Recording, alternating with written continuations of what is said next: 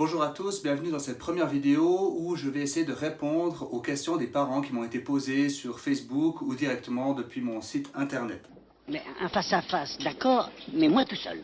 J'espère que pourra vous être utile pour ces premières périodes de travail scolaire à domicile et son accompagnement. Vous savez, dans notre métier, il vaut mieux passer pour un fou que pour un imbécile.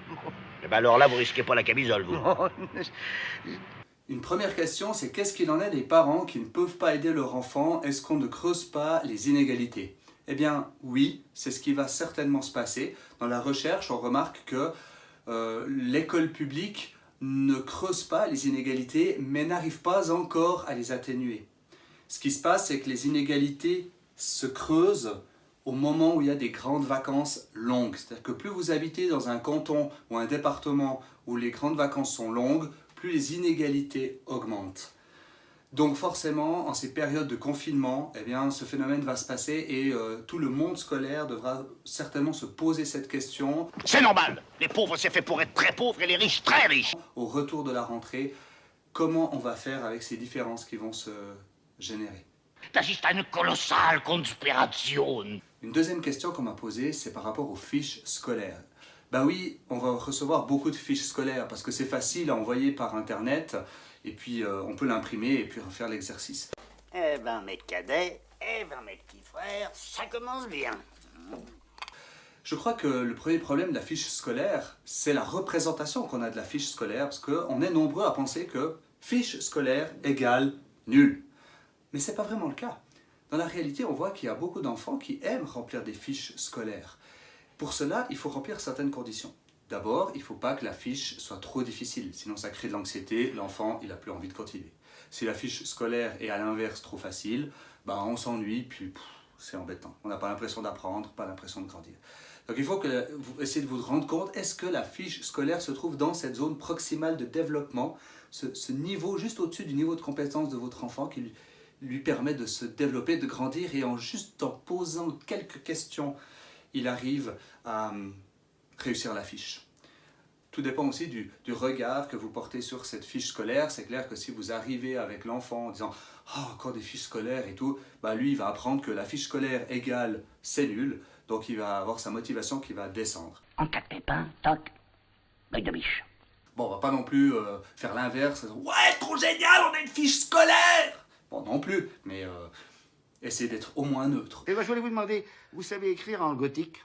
Il est aussi possible que les fiches soient trop importantes pour votre enfant.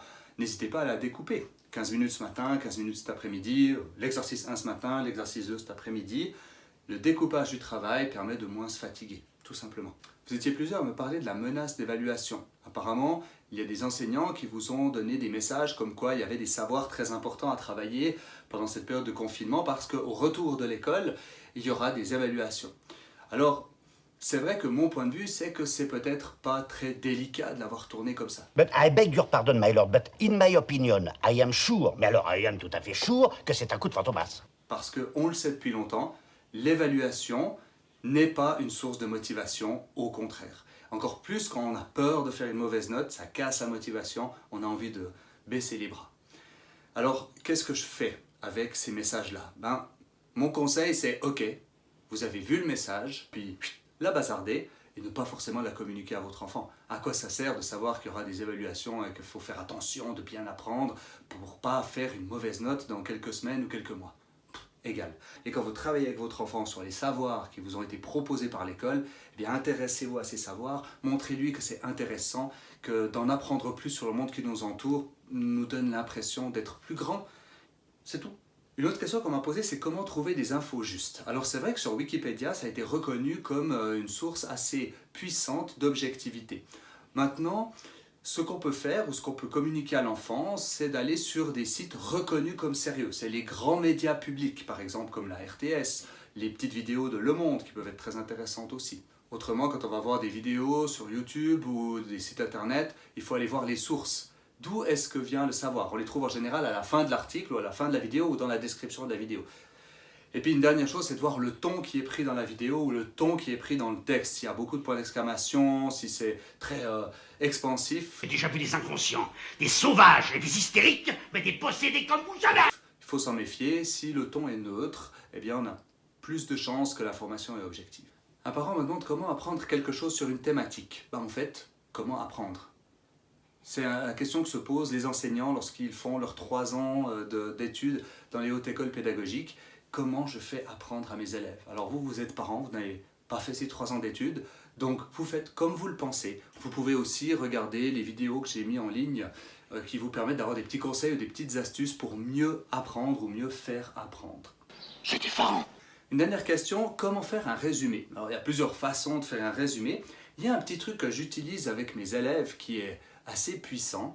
Quand arrive le moment de l'évaluation, je leur propose à faire à la maison un travail un peu spécial. Je leur propose de faire un pognon pour l'évaluation. Et je leur dis, vous pourrez utiliser le pognon, mais à condition que je ne vous y attrape pas. Alors ils sont très étonnés. C'est là qu'est l'os.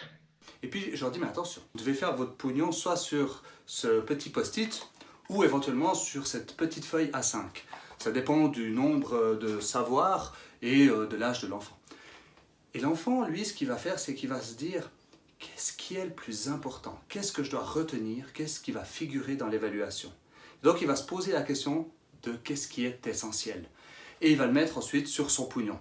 Et là, il fait un travail de réflexion qui lui permet de faire un résumé. Alors, bien sûr, la forme n'est pas terrible, mais ça lui permet de mémoriser. Ce qui se passe à la fin de l'évaluation, c'est que je demande aux élèves qui a utilisé son pognon, et puis personne ne lève la main.